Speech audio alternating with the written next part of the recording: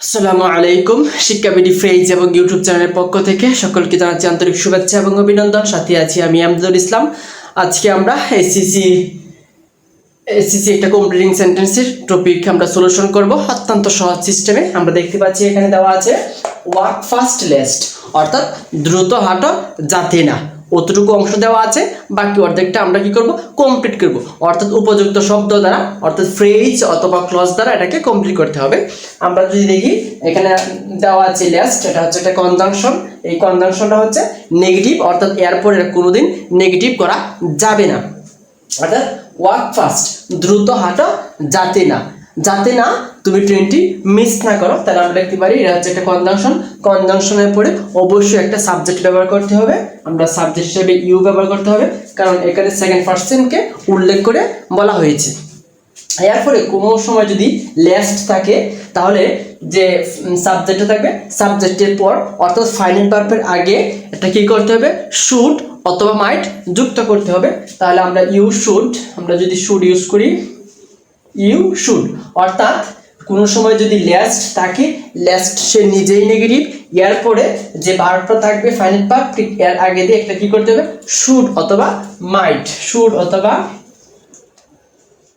মাইট যুক্ত করতে হবে। তাহলে আমাদের যে কমপ্লিটটা ছিল সেটা হচ্ছে দ্রুত হাঁটো যাতে তুমি ক্লাসটি মিস না করো। তাহলে ইউ শুড বা মাইট মিস দ্য ক্লাস, অর্থাৎ তুমি দ্রুত হাঁটো যাতে তুমি ক্লাসটি মিস না করো। এরকম ভাবে আরো বলা যাবে, দ্রুত হাঁটো যাতে তুমি ট্রেনটি মিস না করো, দ্রুত হাঁটো যাতে তুমি বিমানটি ধরতে মিস না করো। এরকম অসংখ্য বাক্য তৈরি করা যাবে, অর্থাৎ একটা দিলেই কমপ্লিট সেন্টেন্স হয়ে যাবে।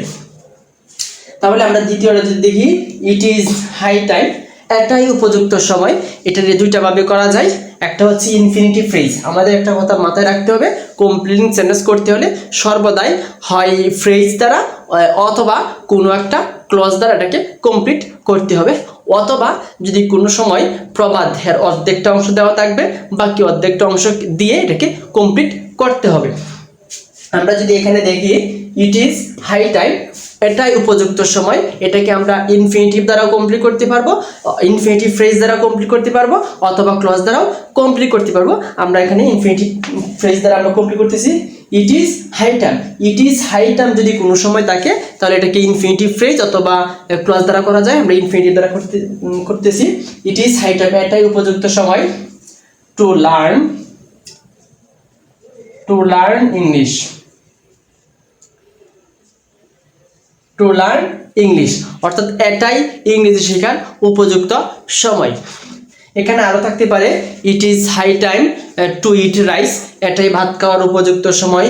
অথবা আরো থাকতে পারে, it is high time to go to school, এটাই স্কুলে যাওয়ার উপযুক্ত সময়। এভাবে অসংখ্য বাক্য তৈরি করা যাবে। এখন আমরা এটাকে আমরা ফ্রেজ দ্বারা সেন্টেন্সটা কমপ্লিট করলাম। এবার এটাকে যদি আমরা ক্লজ দ্বারা কমপ্লিট করতে চাই, তাহলে অবশ্যই আমাদেরকে কি করতে হবে, একটা সাবজেক্ট ব্যবহার করতে হবে। আমরা উই ব্যবহার করলাম। এরপরে সর্বদাই it is time, it is high time, এরপরে অবশ্যই অর্থাৎ সর্বদাই ভার্বের ফার্স্ট ফর্ম ব্যবহার করতে হবে। আমরা যদি দেখি লার্ন ইংলিশ, অর্থাৎ এটাই আমাদের ইংরেজি শেখার উপযুক্ত সময়। অর্থাৎ এখানে আমরা দেখতে পাচ্ছি লার্ন, অর্থাৎ ভার্বের ফার্স্ট ফর্ম দ্বারাই ভার্বের ফার্স্ট ইনফিনিটেন্স গঠন করা হয়। তাহলে আমরা শিখতে পেরেছি যে ইট ইজ হাই টাইম এরপরে ক্লজ অথবা ফ্রেজ দ্বারা এটাকে কমপ্লিট করা যায়। আমরা এটা কমপ্লিট করলাম। এরপরে আমরা 3 নাম্বারে দেখতে পাচ্ছি the man was so weak, অর্থাৎ এটা অর্থ হচ্ছে লোকটি এতই দুর্বল। বাস এটাকে আমরা কি করব, একটা কমপ্লিট সেন্টেন্স তৈরি করব। যদি আমরা তৈরি করি, তাহলে আমরা বলতে পারি লোকটা এতই দুর্বল, এখানে ওয়াজ হচ্ছে ছিল, লোকটি এতই দুর্বল ছিল।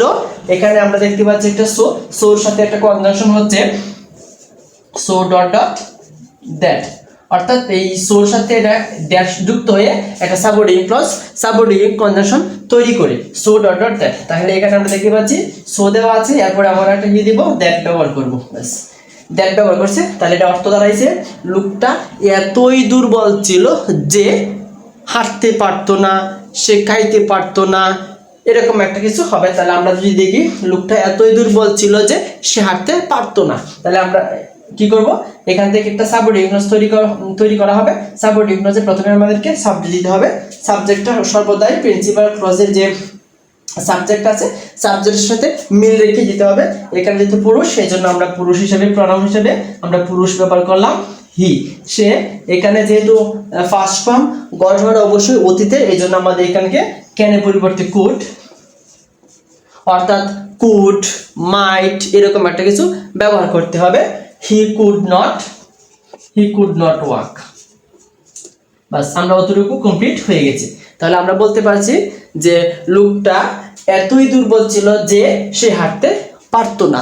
অর্থাৎ কমপ্লিটিং সেন্টেন্সের জন্য অবশ্যই অনুবাদটা ইম্পর্টেন্ট, অনুবাদ ছাড়া এটাকে কমপ্লিট করা অসম্ভব। তারপরে এখানে দেওয়া আছে একটা স্টিটিজ ইন টাইম। আমরা 4 নাম্বারে যদি দেখি স্টিটিজ ইন টাইম, অর্থাৎ এটা হচ্ছে প্রবাদের অর্ধেকটা অংশ, বাকি অংশটুকু দিয়ে এটা কি করতে হবে, কমপ্লিট করতে হবে। তাহলে আমরা জানি stitch in time saves 9. Stitch in time saves 9, এটা একটা হচ্ছে একটা প্রবাদ, যার বাংলা অর্থ হচ্ছে সময়ের 1 পুর অসময়ের 10 পুর। এবার আমরা যদি 5 নাম্বারটা দিকে আসি, তাহলে as he was meritorious, অর্থাৎ সে যেহেতু মেধাবী ছিল, অতটুকু অংশ দেওয়া আছে, সে যেহেতু মেধাবী ছিল, এটা একটা সাবঅর্ডিনেট ক্লজ। আমরা জানি কোনো সেন্টেন্সে যদি সাবঅর্ডিনেট ক্লজ থাকে তাহলে অবশ্যই একটা প্রিন্সিপাল ক্লজ দিয়ে সেন্টেন্সটা কমপ্লিট করতে হবে। যেহেতু as he was meritorious এটা একটা সাবঅর্ডিনেট ক্লজ, তাহলে আমাদের অর্থের সাথে মিল রেখে আমরা কি করব, আর একটা প্রিন্সিপাল ক্লজ তৈরি করব। অর্থাৎ প্রিন্সিপাল ক্লজ বলতে একটা সিম্পল সেন্টেন্স তৈরি করব। আমরা যদি দেখি as he was meritorious, সে যেহেতু মেধাবী ছিল সেহেতু, তাহলে আমরা যদি কমপ্লিট করি, সে যেহেতু মেধাবী ছিল সেহেতু সে ভালো একটা চাকরি পেয়েছিল। তাহলে আমরা লিখতে পারি সে একটি ভালো চাকরি পেয়েছিল। he got a smart job। অর্থাৎ এটা হচ্ছে এর থেকে অতটুকু হচ্ছে সাবঅর্ডিনেট ক্লজ আর অতটুকু হচ্ছে প্রিন্সিপাল ক্লজ। আর যেহেতু গঠনটা অতীত সময়ে ছিল, এই জন্য আমাদের কি করছি, প্রিন্সিপাল ক্লজটা অতীত সময়ে ব্যবহার করেছি। অর্থাৎ সে যেহেতু মেধাবী ছিল সেহেতু সে একটা ভালো জব পেয়েছিল, অথবা আমরা বলতে পারি সে যেহেতু মেধাবী ছিল সেহেতু সে পরীক্ষায় GPA 5 পেয়েছিল। অর্থাৎ he got GPA 5 in the examination. এরকমভাবে সে অসংখ্য বাক্য আমরা তৈরি করতে পারবো। আশা করছি ক্লাসটি আপনার নিকট উপকৃত হবে। ধন্যবাদ সকলকে।